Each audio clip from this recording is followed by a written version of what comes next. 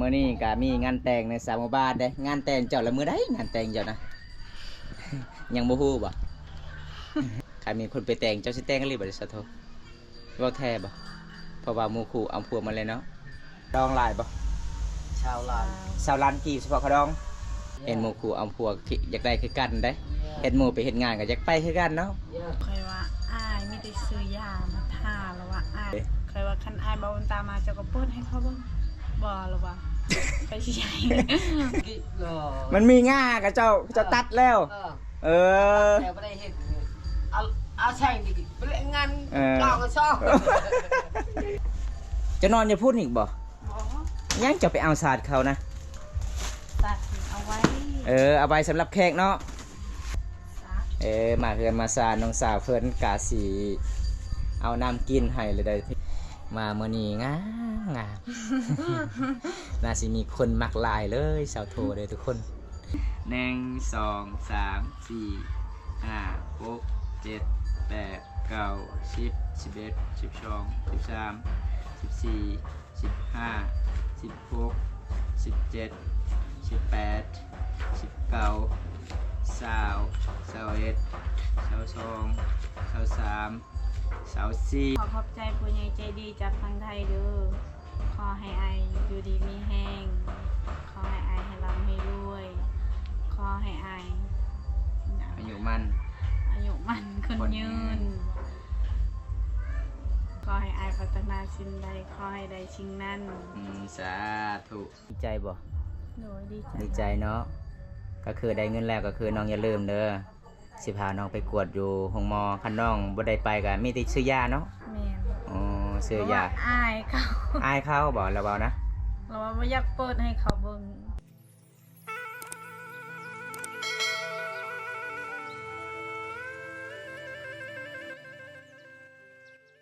อ้าวทักทายสบายดีบันส่วนเด้อพี่น้องเฮาในประเทศและต่างประเทศสบายดีมาสักคนที่เข้ามาติดตามรับชมมื้อนี้นะทุกคนนะมื้อนี้ก็คือบำตากาสิไปเรื่อยๆทุกคนได้จัดให้ตามคำขอ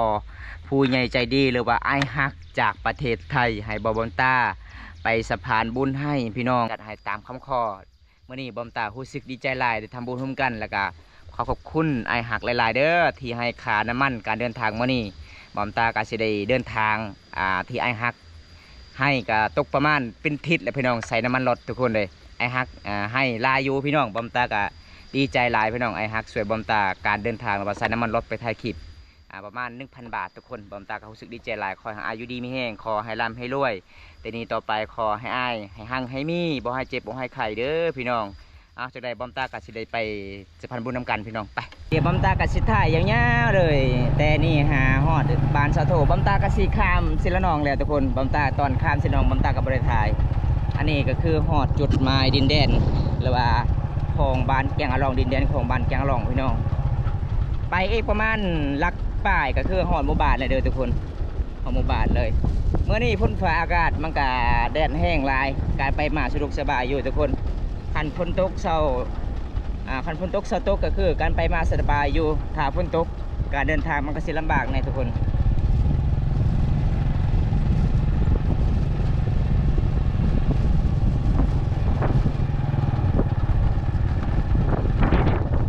ส่วนหลายเขตนี่เขาเจ้าเฮ็ดให้เด้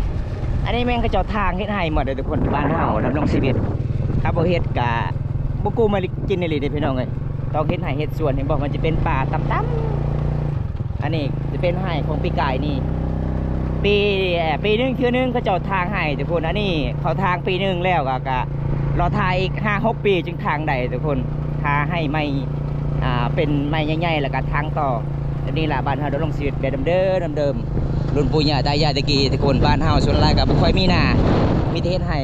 มันเป็นป่าเป็นดงลายก็บ่เคยมันบ่ได้เป็นทงเพียงทุกคนบ้านเฮาก็เลย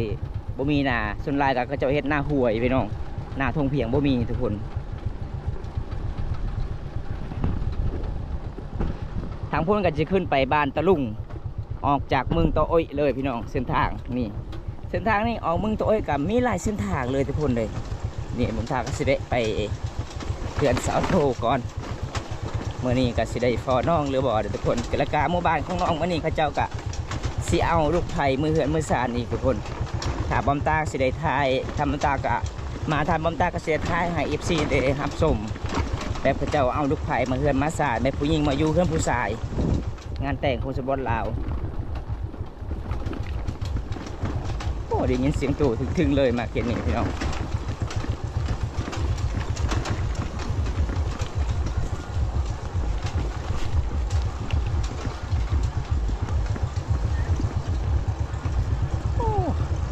สาวมีแต่คนงามๆเนาะ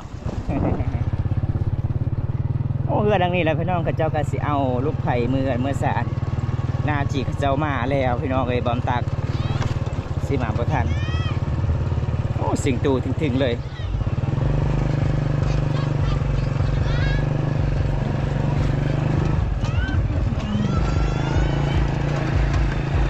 นี่เป็นเรือดังนี้แล้วทุกคน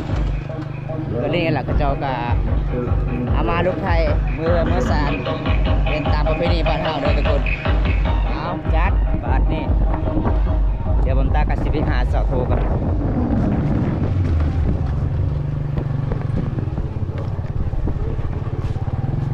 ได้เจอเนียงปะได้เจอเนียงฮะได้เจอเนียงเจอโอ้มาแล้วทุกคนเจ้าสาวมาแล้วผมตามาประทานซ้ำเดี๋ยวตอนนี้ก็คือผมตากระสิบเขาไปหาสะโทเลย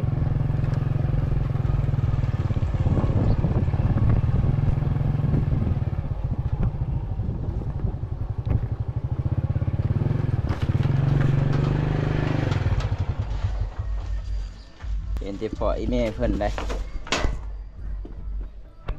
สบายดีไหมเท่า สบายดีโอ้ย ใส่สะโทนะ จิบอยู่ดี สะโทไปใส่ อยู่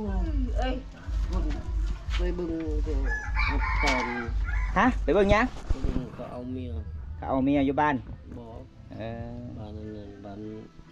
ก็เอาลูกไผ่มานี่ อืม มาเฮือน อืม โอ้เขาแต่งมาเฮือนเนาะ อืม โอ้ทุกคน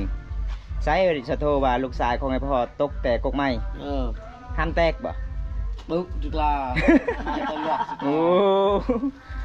ดังปฏิเยเลย โอ้แปลกเลยเนาะคันสิแตกน่ะเรียบร้อยเด้ เป็นผู้บ่าวบ่ได้แล้ว โอ้ทุกคนเลยเอามื้อนี้สะโทก็มาได้ได้ลูกแล้วสะโทนะเอาเดี๋ยวพอน้องสาวเพิ่นได้สบายดีสะโท สบายดี ทำมาแต่ใส่นี่น้อง หากลับไปเบิ่งเขา ไปเบิ่งอีหยัง เขาเอาเมีย ถ้าเอาเมียอยู่บ้านบ่แต่บ้านแรกเขาจะเอานะ บ้านลอย บ้านล่างหรือบ้านลอยไอ้พ่อจะว่าบ้านลอย บ้านสลางวิรลาง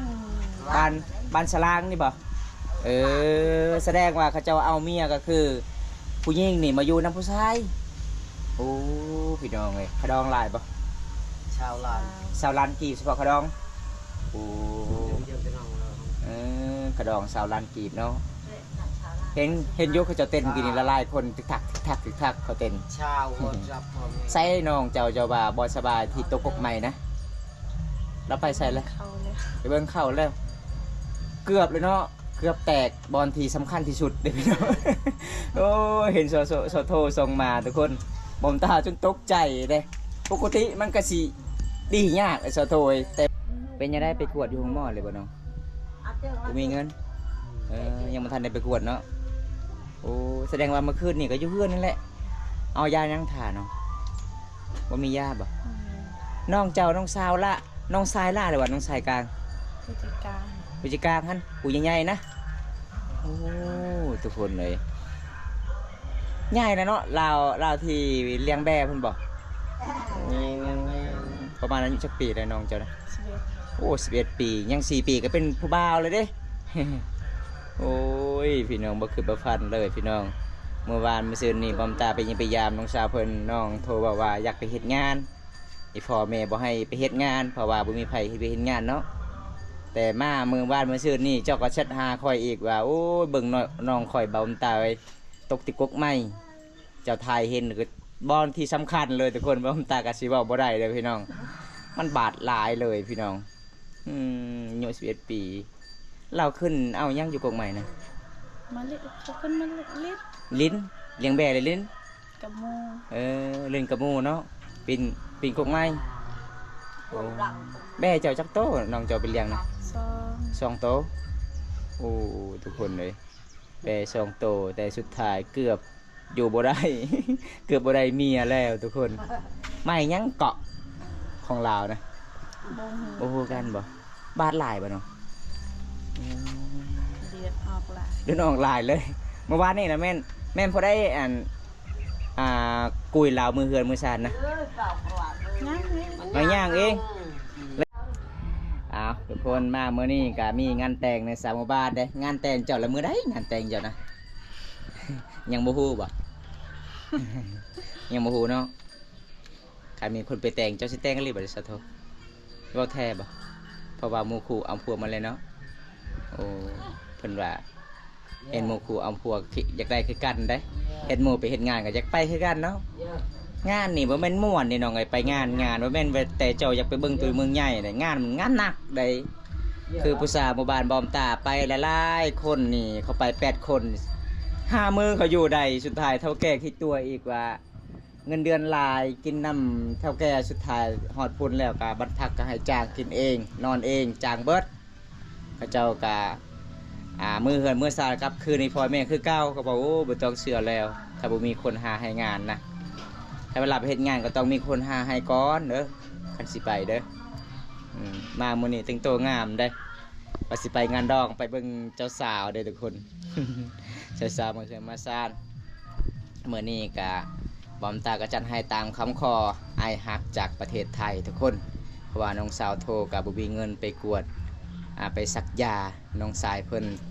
บ่สบายหรือว่าเกิดอุบัติเหตุพี่น้องเลี้ยงแบแล้วก็ขึ้นกกไม้เนาะขึ้นกกไม้แล้วบัดนี้เราตกแล้วว่าเราลงตามกกไม้เลย ลงเลย ลงบ่กกไม้คูดโอ้ทรงกระขาดเบิด ก็ลงอีกไปเล่นเปิดไป แล้วลงแห้ง เบิร์ดแซงกลางกี่เลย ๆแล้วลงจับกกไม้บัดนี้เมื่อยเนาะมันก็ทูดไปเลยอันตะบันหืมเมื่อกี้ครับหวังแล้ว ต่อไม้อยู่ลุ่มนะ มันใบโยนนะ ต่อไม้อยู่ลุ่มเขาจะตัดมันเป็นแหลมๆแล้วทุกคนเราบริเฮ็ดเราบ่ลงตะกกไม้แล้วบัดนี้มันทูดลงเลยโอ้ทูดขึ้นเรียบร้อยแล้วเนาะของเฮาบัดนี้ ส่งมันก็ขาดแล้วนะทุกคนเลยสงสารเลยพี่น้องแสดงว่าน้องเจ้ามื้อนี้ก็บ่ได้เลี้ยงแบ่แล้วเนาะปกติเราไปซิกเบ็ดไปเอาปลาเด้ขยันหลายเลยน้องเจ้านะเอามื้อนี้ก็เดี๋ยวพอน้องอยู่เฮือนอยู่ศาลบอมตาโทรหาเจ้าคือเป็นยังเจ้าคือบ่ได้ตอบสอโทรกินข้าวกินน้ำอะไรบ่ไอ้มามื้อนี้นะได้หาหยังกิน กินหอย โอ้บ่ได้ไปหาหอย มีแม่กับเพื่อน อีแม่กับเอ้ยเจ้าไปยังคือบ่ได้ไปหา ออลาน เอาลานเนาะอีพ่อจะเว้าแท้บ่ขะดองเจ้าลายลานบ่หรือว่าอีพ่อเว้าเล่นนะฮะบ่ฮู้กันบ่โอ้คันลอยลานนี่ข่อยชูบ่ไหวเลยข่อย คันลอยลานจะเอาผู้บ่าวผู้ต่างประเทศโลดสมมุติว่าคันมีเงินแล้วมีผู้ใหญ่ใจดีซอยเจ้าก็คือเจ้าก็สิไปกวดบ่น้องเจ้าอยู่ห้องหมอ น้องเคยว่าอ้ายไม่ได้ซื้อยามาทาแล้วว่าอ้าย อายุยังน้อยก็อ้ายแล้วอ้ายบ่ได้อ้ายนะ ว่าให้เขาเบิ่ง มาให้เขาเบิ่ง คันเจ้าซึ่งว่าคันเจ้าเป็นเจ้าอ้ายบ่ฮะคอยถามเจ้าก่อนเจ้าอ้ายหรือว่าเจ้าไปได้ไปได้ อ้ายก็ อ้ายให้กันแต่จะเป็นไปแล้วเนาะมันเจ็บเด้คันเฮาอดมันก็อยู่มันก็บ่ดีขึ้นนี่น้องเอ้ยเจ้าก็บอกเด้อน้องเจ้าว่าก็อันนี้ไปน้องครับไปซื้อยาอยู่เมืองจะตรวจลาวนะพอดีฮอดห้องหม้อเจ้าก็มอบทั้งหม้อเลยให้หม้อเฮ็ดให้เลยแล้วก็เจ้าปัวให้ เขาบอกไป แล้วบ่ไปอีกให้กินยาเมื่อคืนนี่ยาปลาแล้วก็บอกกิน เอ้า กินทายานี่ทาได้ ทาได้หรือเปล่านะ เราทายเอง เราทาเอง แล้วเป็นยังคือเจ้าทายวันนี้คือเราให้เจ้าทายเราบ่ฮู้บ่ มันขับเอา เออ มันขับเอ้า ข่อยก็เราอยากให้ดีข่อยก็สิทายบ่ เออเราก็ให้ทายอยู่เนาะ เน่าละตีเลย เออ มันเจ็บ มันให้ทายเนาะมันเจ็บแหงเนาะมันให้ มันมือ มันให้ซื้อยาเด้โอ้ทุกคนเลย คำบอมตานี่บอมตาให้ท้ายรถบอมตาเลย ดังเลือดออกมันก็เอาให้ ซึ่งว่าคันลาวยื้อเฮือนตอนนี้ค่อยขอเบิ่งลาวเราให้เบิ่งบ่ เราบ่ให้เราว่า เราบ่ให้เอ็กซ์ค่อยมานะเอ บ่ อ ให้เราเบิ่ง โอ้ทุกคนเลย เคยว่าคันอายบ่ตามมาเจ้าก็เปิดให้เขาเบิ่งบ่เราว่าไปสิใหญ่ มันจะเล่นเบอร์มีหงยี่อ้อแม่กระจัก เอ็งก้อยเห็นนี่บ่แมันค่อยสิปัวให้ค่อยหัวก่อน กระดาษก้อยเห็นเจ้าส่งรูปวันนี้ค่อยก็ยังอดบ่ไหวคือกันเด้รูปอีหยังอันนี้สาวโทรส่งมา แล้วก็มีบาทอีกเด้มีหอยบาทอีกเด้ เราใส่อ่ะนั่น หนักหนอบอง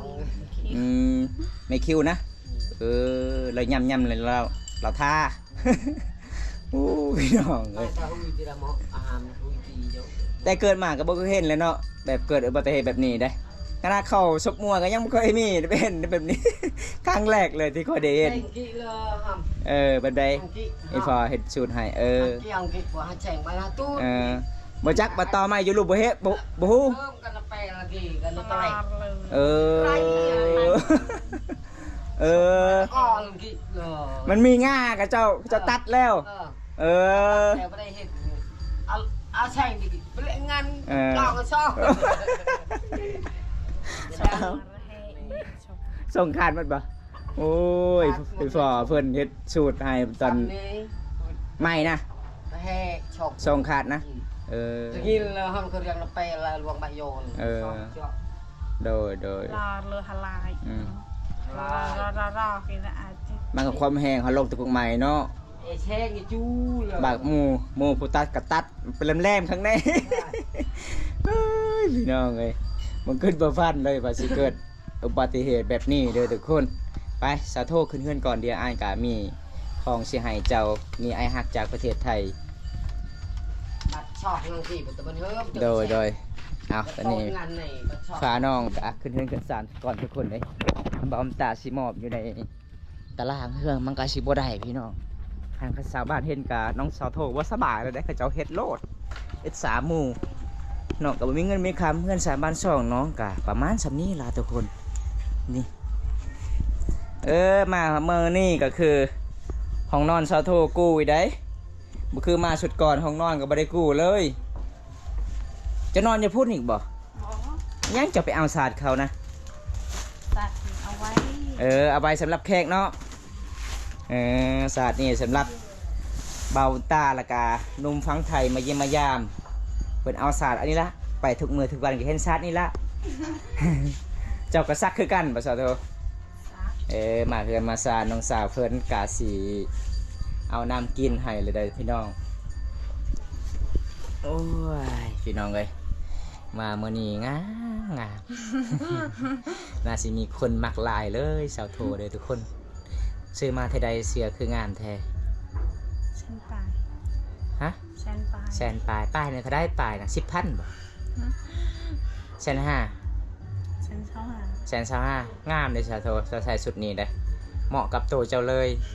เจ้าไม่ต้องใส่สุดยังคือตอนไอมาตอนนั้นนะโอ้ยข่อยจนย่านคือเสือ สุดนี้เป๊ะเลยงามขนาดเลยจะซื้ออยู่ออนไลน์ป่ะน้องซื้ออยู่เมืองอยู่ห้านไว้กับเจ้าขายนะ ที่มันลาว ห้านลาวอ้าวสบายดีเด้อพี่น้องสบายดีอีกทีหนึงทุกคนเลยมื้อนี้ก็คือบำตากาชีได้มาฮอดจอดเทิงเฮือนน้องสาวโทพี่น้องน้องห้องสายเพิ่นบ่สบายตกทุกข์ใหม่เนาะมื้อนี้บำตากาสิได้จัดให้ตามคำขอไอฮักจากประเทศไทยทุกคนขอให้น้องไปช่วยน้องไปกวดน้องสายเพิ่นเกิดอุบัติเหตุเมื่อวานนี้ไปเลี้ยงแบ่ทุกคนเลยอันนี้ก็คือเงินไอฮักฝากมานะบำตาทุกคนประมาณ 4,000 บาททุกคนพระเจ้าฮักทางล้านนี่ก็1,000ต่อ50 บาททุกคนแต่เงินบำตาที่ถอนมาเงินลาวก็อยู่นี่ก็ประมาณ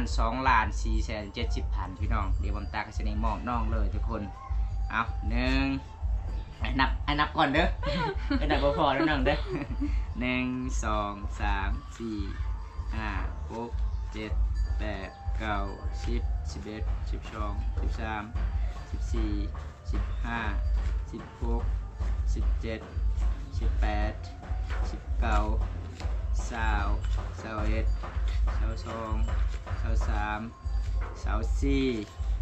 2,470,000พี่น้องเอาขอขอบใจผู้ใหญ่ใจดีจากพังไทยนี่เด้อ ขอขอบใจผู้ใหญ่ใจดีจากทางไทยเด้อขอให้อายอยู่ดีมีแห้งขอให้อายให้ร่ำให้รวยขอให้อาย อายุมัน อายุมันคนยืน เนี่ยเงียบ ข เล อย ให้อาย ฮะ ขอให้อายพัฒนาสิ่งใดขอให้ได้สิ่งนั้น สาธุพี่น้องเอ้ยแต่น้องกะอวยพรบ่ค่อยเก่งทุกคนบางตากะดีใจน้ำน้องหลายมีผู้ใหญ่ใจดีติดต่อทางบางตาเมื่อคืนนี้ทุกคนบางตากะบ่ได้เปิดสัญญาณเมื่อวานนี้ขอโทษขอไฟหลายบางตาไปหาป่าทุกคนเลยไปสิเบ็ดไปล่าปลาเพราะว่าโดนแล้วบ่ได้ไปกินอาหารแซ่บๆก็เลยไปล่าปลาทุกคนมื้อนี้บางตาผู้สึกดีใจหลายมีไอ้ฮักเพิ่นซอยบางตา 1,000 บาทค่าน้ำมันรถการเดินทางบางตาไปสะพานบุญให้แล้วก็บางตาสิได้ใช้น้ำมันรถถ่ายคลิปประมาณทิศหนึ่งทุกคน 1,000 บาทเด้อพี่น้องคันบ่ได้ไปหลายๆหมู่บ้านก็ประมาณตก2อาทิตย์แต่บางตาก็สิไปหลายๆหมู่บ้านวันหนึงไปตกประมาณ60 กิโลทุกคนเดินทางวนไปวนมาพี่น้องกลับไปกลับมาบางตาก็รู้สึกดีใจหลายก็ขอให้อายุดีมีแห้งขอให้อายร่ำให้รวยแต่นี้ต่อไปขอให้อายุมันคนยืนบ่ให้เจ็บบ่ให้ใครขอให้อายเฮ็ดสิ่งใดขอให้ได้สิ่งนั้นครับดีใจบ่ โดยดีใจ ดีใจเนาะก็คือได้เงินแล้วก็คือน้องอย่าลืมเด้อสิพาน้องไปกวดอยู่ห้องหมอคันน้องบ่ได้ไปก็มีแต่ซื้อยาเนาะ แม่น อ๋อซื้อยา เพระว่อายเขา อายเขาบ่แล้วเว้านะ เราว่าบ่อยากเปิดให้เขาเบิ่ง โอ้มันก็อายแล้วเนาะอายู่11 ปีเลยเด้ มันใหญ่แล้วแต่เบาตามาเราโหเบาๆ เอาเป็นไอได้ บ่ได้กินยาบ่เจ้าบ่ เอายาที่อายซื้อให้ตอนนั้นหมดแล้ว หมดแล้ว มันเลยบ่โอ้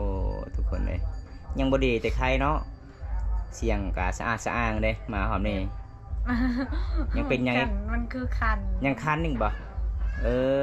กันยังคันก็คือยังเจ้าซื้ออะมอกต่อเด้ออะมอกต่อจะซื้อรถอะมอกกับยาดีไอปนเข้ากันต่อซาร่าบ่ต้องซื้อก็ได้เจ้าดีแล้วเป็นหวัดนะกับทีพีบ่ต้องกินก็ได้กินแต่อะมอกกับยาดีไอมื้อนี้ก็คือบอมตาก็สิได้สิพันบุญให้ผู้ใหญ่ใจดีจากประเทศไทยเด้อทุกคนแล้วก็ไปมอบเงินให้น้องก็สิไปซื้อยาให้น้องสายเพิ่นเกิดอุบัติเหตุว่านี่ทุกคนเลยคันเจ้าเป็นงานแล้วเนาะบัดนี้เนาะบ่มีไผเลยไปซื้อยานะ บ่มี เจ้าใครขับรถจักรเป็นเนาะโอ้คันไปซื้อยาเจ้าก็ยืมรถเขาเจ้าอีกบ่ เอามันอายกัน รถอายเจ้าใส่น้ำมันรถเนาะโอ้ทุกคนเลยน้องชายเจ้าฮู้ว่าข่อยมามื้อนี้เราบ่อยู่เฮือนเลยเด้ขนาดเราเจ็บเราก็ยังออกจากเฮือนย่างค่อยเบิ่งแล้วเบานะเออ ข่อยว่าคันอายบ่มันตามมาเจ้าก็พูดให้เขาเบิ่งแต่ว่าจังหน่อยเคยสิเอาไม้พาให้เขาเบิ่ง บ่ให้เราเบิ่ง เออแล้วเบาแล้วนี่เจ้าเบานี่คันเจ้าบ่ให้เบาตาเบิ่งนี่เบาตาบ่ให้ได้เงินเด้ มีแต่ข่อยผู้เดียวนั่นเราให้เบิ่งขนาดเอ้ยข่อยแต่บ้านสวุกเราบ่ให้เบิ่ง โอ้ไอพ่อไอ้แม่เจ้าเด้แล้วบ่ให้เบิ่ง ให้เบิ่งอีพ่อแม่ตอนเขาเมื่อหันเขาเจ็บดิ เขาเอายาทาเราก็เอามีแต่ดอกไม้คิ้วมันเราใส่ ไม่คิวเราย่ำแล้วเราทาเองโอ้ระยาบนแต่หอดเหือนเนาะระยางมาแต่ป่า หมูลายคนเด้ หมูโอ้หมูแดงๆนำกันนะหมูกับหัวแล้วเนาะหมูเจ็บมันแปลกได้ทุกคนเลย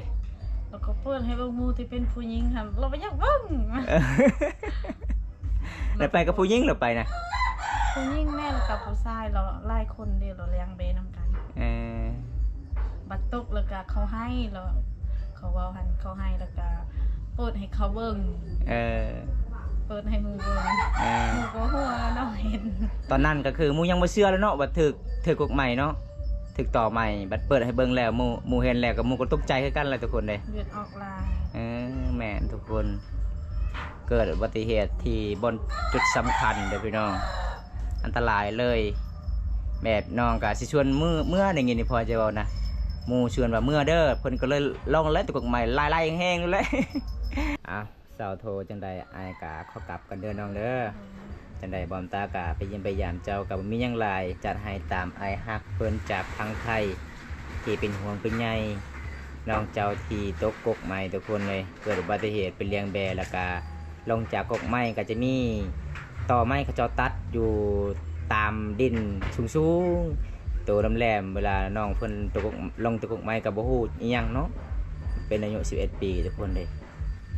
สุดท้ายก็ถึกบอลที่สำคัญเลยก็เป็นน่าสงสารหลายบอมตากับบ่คือบ่ผ่านว่าเห็นสาวโทส่งมาเมื่อวันนี้จนตกใจพี่น้องวันนี้บอมตาก็ไปสะพานบุญให้กับบ่มีหยังหลายบอมตาก็สิได้ปิดคลิปไปสำนี้ก่อนบ่ได้รับชมคลิปนี้แล้วก็ขอให้อยู่ดีมีแรงเด้อพี่น้องเฮาในประเทศและต่างประเทศที่เข้ามาติดตามรับชมมื้อนี้ขอให้ร่ำให้รวยขอให้อายุมั่นขวัญยืนเอาบ๊ายบาย FC เด้อสาวโทบ๊ายบาย